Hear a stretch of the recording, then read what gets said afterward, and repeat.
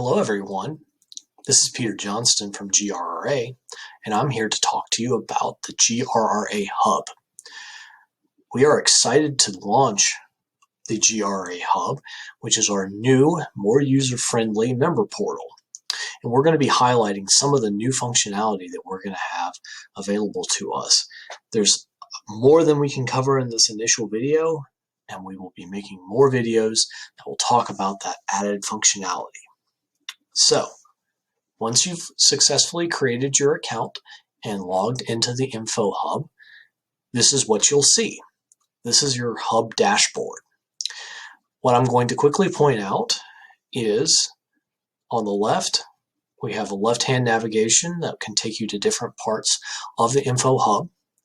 And over here on the right, we have some quick widgets that talk about upcoming events, account balances, and you can see you can quickly register or go to your billing history right from those widgets. So let's dive into the most important part of the hub, My Info. You'll get to it by going over to the left-hand navigation and clicking on My Info.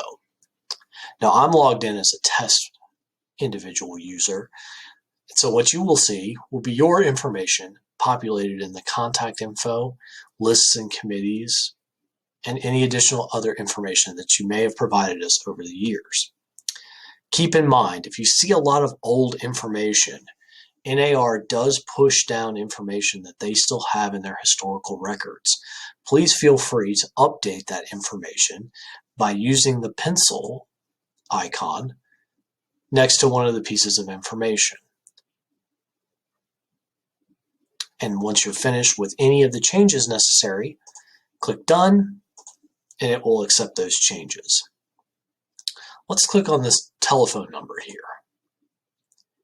If for whatever reason this actually is your cell phone and not your work phone, you can mark that. I'm going to change it back to work because that's our work landline. You see this checkbox right here? Mark as default.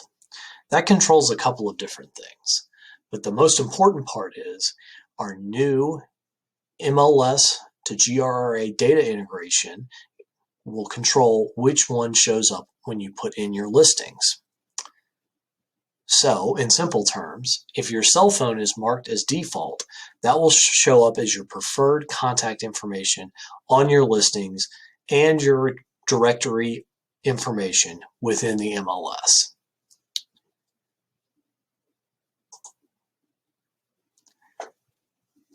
Now, all of this information here relates to you personally, your email addresses, your home mailing address, your home telephone numbers. What about your office information? Well, depending on what office you're associated with, click on Related Offices and you'll see that information. Now, if you are a broker in charge, you will have the ability to modify this information. Our test account here is not a broker in charge of this particular company, so they don't have the ability to modify the information. They can simply view. So Bix, in a separate video, will highlight your functionality, but just know you'll have the ability to change this as necessary. Let's go back to the Memberships tab. Now this agent, since it's a test person, had their memberships dropped, but you'll see all the memberships that you've had with us here at the association and what status that they're in.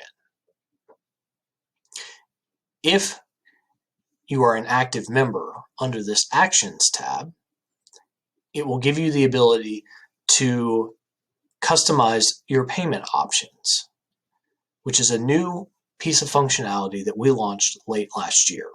Let's talk some more about that. Let's go to the Billing tab. Now, our test person does not have a current open balance, so there's nothing that shows up here at the very top. If you scroll down here to Billing History, you'll see quite a bit of test bills that have been placed on this particular test case's account. Yours will probably be much smaller, and it will go into much greater detail in the membership billing section and the billing history section. In the membership billing section, you'll see exactly when you might be able to expect the next bill to drop. In the billing history section, you'll see all past invoices and payments. Unlike our old system, our new GRRA Member HUB goes back indefinitely. No more rolling 12 months. I'd like to highlight the section that's up in the upper right-hand corner, Payment Profiles. Many of you have already taken this option of storing your credit card on file with us. That information would display here. If you don't have a payment profile, you can click the little plus sign, which will open up a window and enable you to add that information.